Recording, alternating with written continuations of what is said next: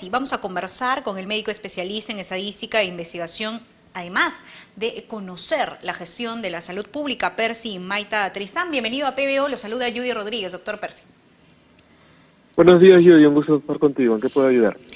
A ver, usted es muy activo en las redes sociales y es importante que más especialistas se sumen a plataformas de fácil acceso para la población y con un lenguaje también que sea más fácil de entender. No necesariamente todos podemos comprender lo complejo de la salud, de la investigación y de la ciencia.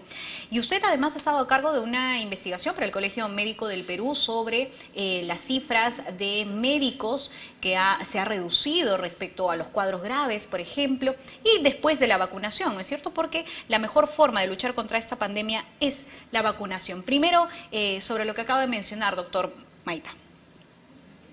Sí, en efecto, el Colegio Médico venía trabajando en la vigilancia de que médicos se infectaban, se hospitalizaban y fallecían.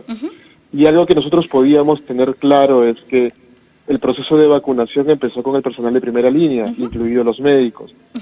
Y dado que no teníamos a la fecha un estudio que nos diga cuán eficaz era la vacuna de Sinopharm, sí podíamos evaluar a la población médica y saber prontamente si esta vacuna tenía un efecto positivo y justamente a partir de ello es que hicimos la evaluación y encontramos, y sigue sucediendo, que 2 semanas después del inicio de la segunda dosis, es decir, hablamos de que las vacunas protegen 2 semanas después de la segunda dosis, a partir de ese momento empezamos a ver que las hospitalizaciones nuevas, la ocupación de cama y la muerte de médicos empezó a reducirse en el país, a pesar que estamos en una segunda ola donde estamos viendo que se mantienen niveles altos de hospitalización y muerte en la población en general.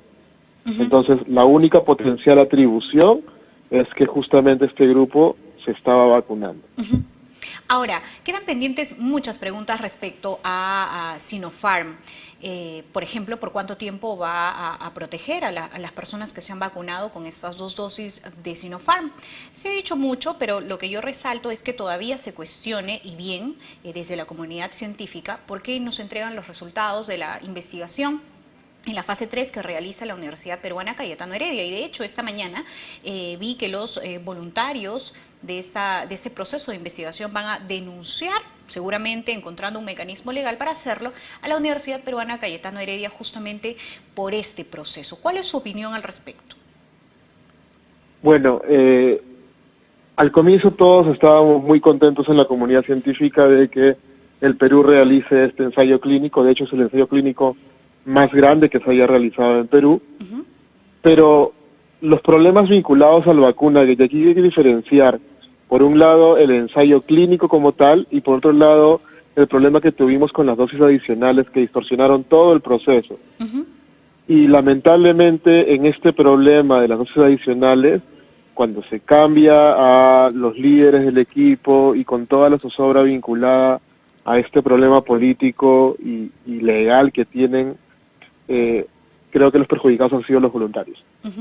De hecho, el INS ya creó un mecanismo para poder agilizar el proceso de habilitación de las dosis para aquellos que recibieron placebo y para aquellos que recibieron la otra vacuna que era la de Wuhan. Y tengo entendido de que ya están terminando ese proceso. Ellos tienen que presentar un documento a un comité ad hoc, me refiero a Cayetano, y este comité tiene 3 días para darles el ok para que procedan, y estamos esperando, porque soy parte de ese comité, que nos llegue la documentación para poder revisarlo y facilitar el proceso.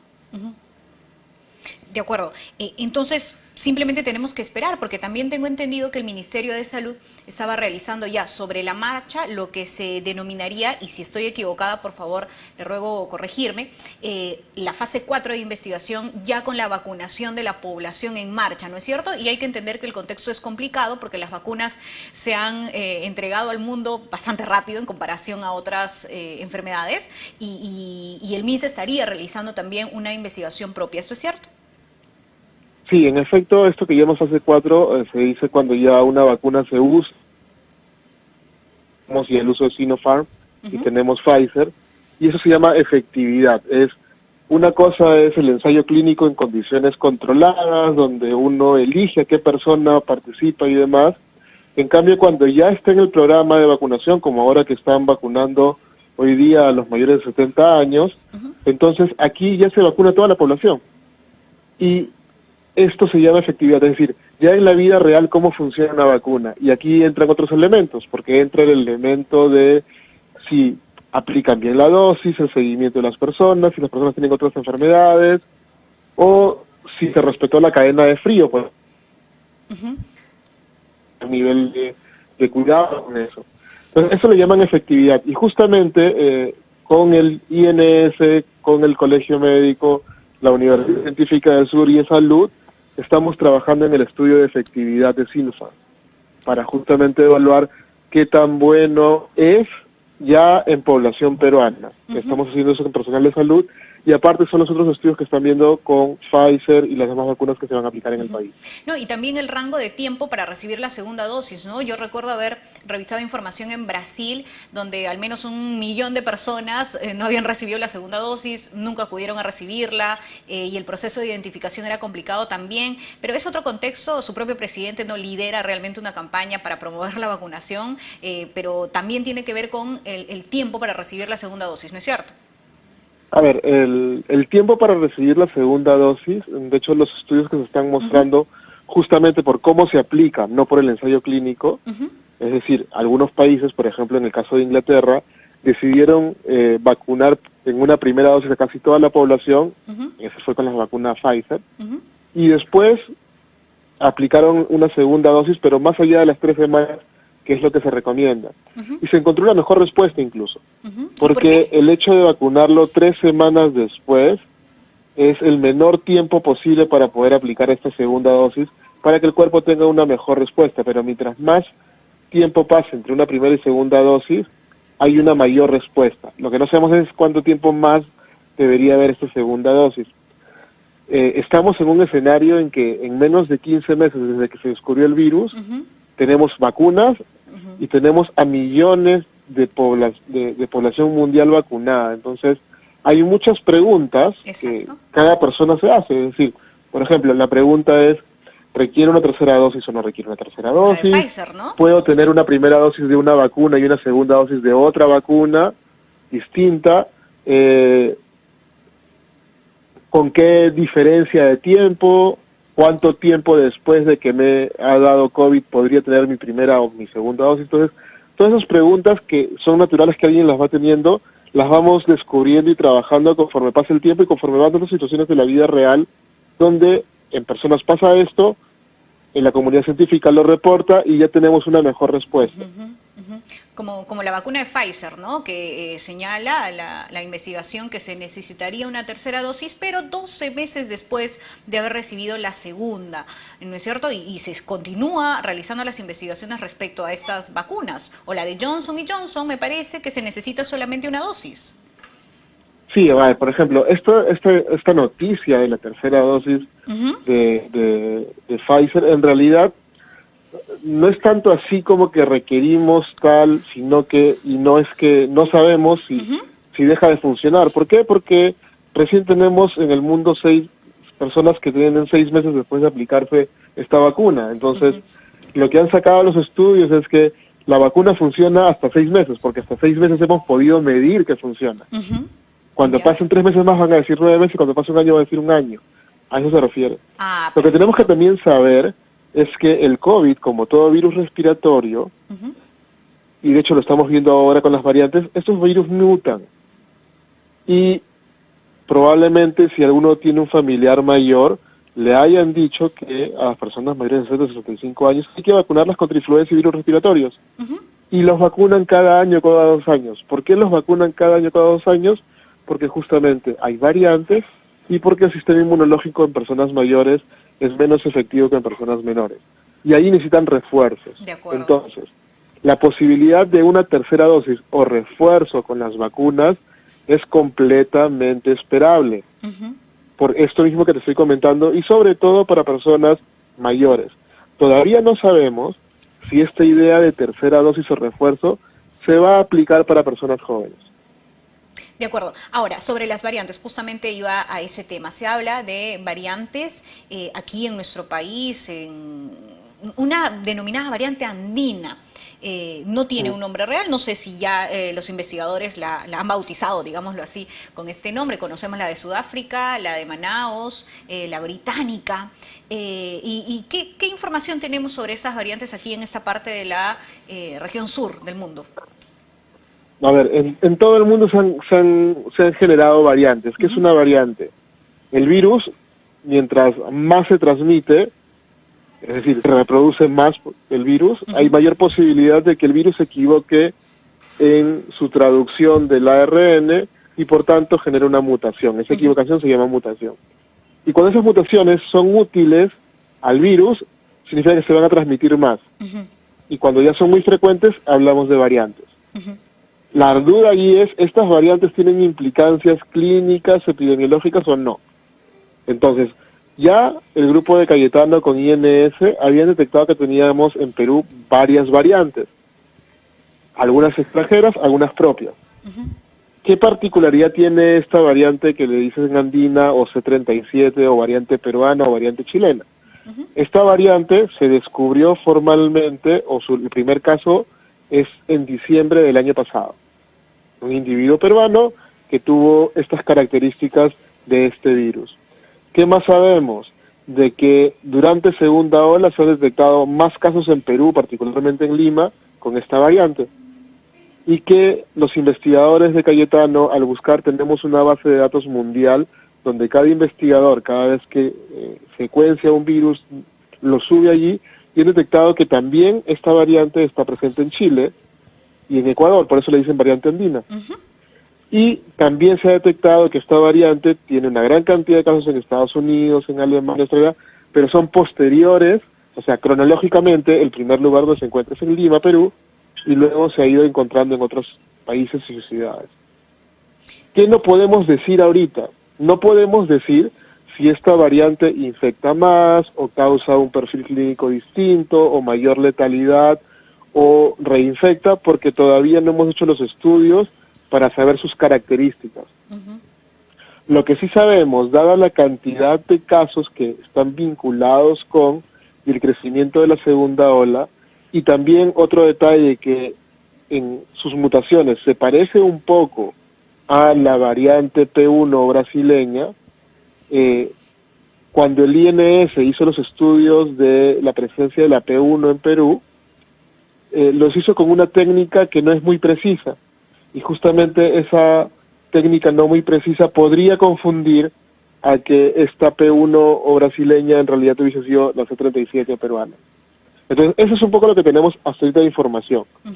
¿Esto qué nos cambia? En realidad no nos cambia mucho en cuanto a las formas que tenemos de protegernos. Tenemos que seguir protegiéndonos. Lo que podría sí indicar es que quizás, porque todavía tenemos la evidencia, esta variante peruana o andina podría explicar parte de esta segunda ola.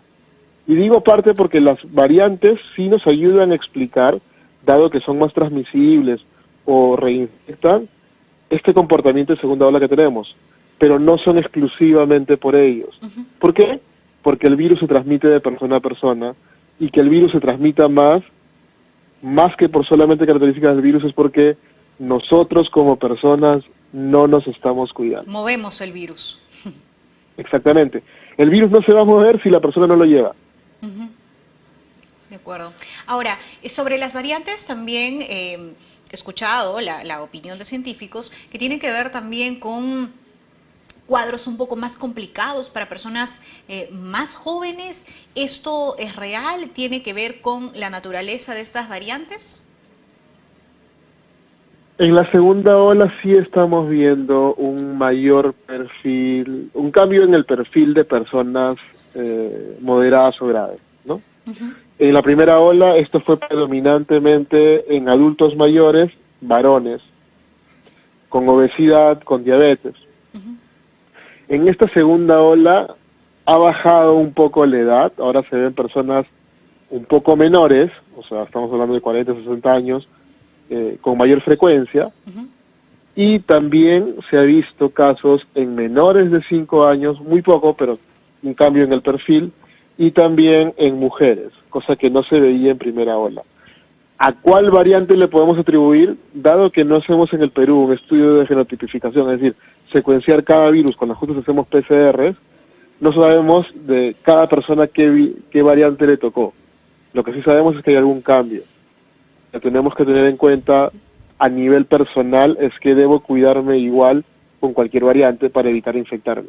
Más en estas condiciones, ¿no? Donde usted señala que no se está realizando una investigación profunda sobre los test, por ejemplo, en el interior del país. Nada, yo le cuento, cuando hacemos enlaces con autoridades locales o con prensa local, existen lugares en nuestro país que simple y sencillamente no realizan test, no realizan pruebas.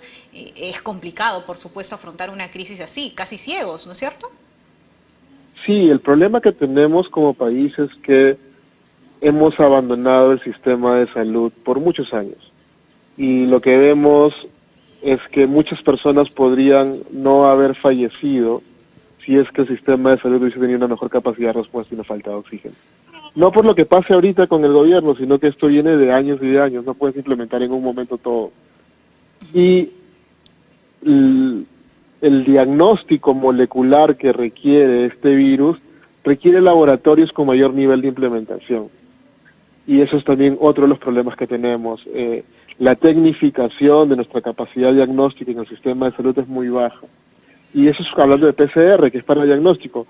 Hablar ya de secuenciamiento molecular para saber qué variante es demasiada tecnología y lo hacen 2 o 3 instituciones en el país y nadie más. Entonces, un problema que tenemos es justamente eso. Necesitamos como país tomar conciencia de que van a haber probablemente nuevas pandemias a futuro, sí, y que no nos pueden encontrar otra vez como estamos ahora. Necesitamos reforzar nuestro sistema de salud para que la gente no muera por falta de oxígeno y que tengamos la posibilidad de hacer diagnóstico en todo el país. Porque si actualmente hay una persona que se infecta, ¿dónde vamos a encontrar el diagnóstico? Tenemos algunos puntos COVID que nos pueden ayudar, pero demoran, y si uno quiere hacerlo en forma privada, estos son excesivamente caros. Por otro lado, la oferta de vacunas respecto a las variantes. Cuéntanos, doctor, no todas protegen de todas las variantes van apareciendo y usted nos ha explicado por qué, por el nivel de propagación, si se propagan más rápidos, hay esa equivocación que se le denomina mutación, y la oferta de vacunas todavía está en investigación si pueden responder de la misma manera para una o para otra variante. Cuéntenos sobre eso, por favor. Sí, en efecto, primero hay que descubrir las variantes. ¿Y cuáles son las variantes de mayor interés o riesgo? ¿No? Hasta ahorita los estudios se han venido trabajando para evaluar si las vacunas protegen con las variantes más conocidas. ¿Cuáles son las más conocidas? La británica, la brasileña y la sudafricana. Todavía no tenemos ningún estudio sobre la variante peruana porque recién se está evaluando. Casi todas las vacunas protegen bien contra estas variantes, excepto con la sudafricana, donde hay un poco mayor cantidad de problemas. Pero hablamos que las vacunas, hay grupos vacunales. Hay un grupo de vacunas que son las ARN mensajero, que han demostrado que funcionan bien para todas las variantes. ¿Cuáles son esas? La Pfizer y la Moderna, que tienen buena efectividad contra las diferentes variantes. Eso, lo que tenemos aquí en Perú es que a todos nuestros adultos mayores les están dando esas variantes, esa vacuna. El otro grupo de vacunas se llaman de vectores virales, virus que están modificados para ayudarte a tener una respuesta contra el coronavirus. Dentro de este grupo está AstraZeneca, que también se aplica en Perú, y allí sí ha habido que no funciona tan bien contra la variante sudafricana, que no es frecuente en Perú, así que en ese caso no tendríamos mucho problema con el uso de esta vacuna aquí en el país. Con el caso de las vacunas que se llaman de virus inactivados, que es el caso de Sinopharm y Sinovac, todavía no tenemos evidencias de qué tan bien funcionan o no contra variantes. Sin embargo, y es importante mencionarlo, estos hallazgos que hemos realizado en el Colegio Médico del Perú, con el seguimiento a médicos, se están haciendo en segunda ola, con personas reales del país.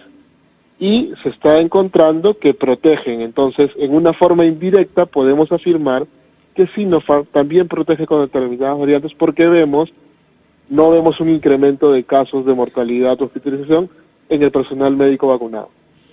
De acuerdo. Ahora, en nuestro país también se están realizando otros ensayos clínicos. Tengo entendido que es de la vacuna de CureVac. ¿Qué nos puede contar sobre esta? CureVac es una vacuna similar a Moderna y Pfizer, es decir, de ARN mensajero. Va a ser bueno tener su disponibilidad en el mercado porque la ventaja de esta vacuna es que se está planeando para que no requiera el nivel de cadena de frío que sí requiere al momento Pfizer y Moderna. Recordemos que estas pedían una -80, se ha ido bajando a -60 grados, se está estudiando para bajar a -20 grados, lo que le da mayor posibilidad de llegar a más lugares, pero la vacuna de CureVac se está planteando de que pueda manejarse en refrigeradoras comunes y silvestres, lo que esto permitiría una mayor distribución de este tipo de vacunas que nos han sorprendido porque han demostrado una efectividad que no se había visto antes con otros tipos de vacunas. Excelente. Que es parte de lo que lo bueno que nos ha brindado la pandemia, una evidencia de que esta tecnología de ARN mensajero es segura y funciona muy bien.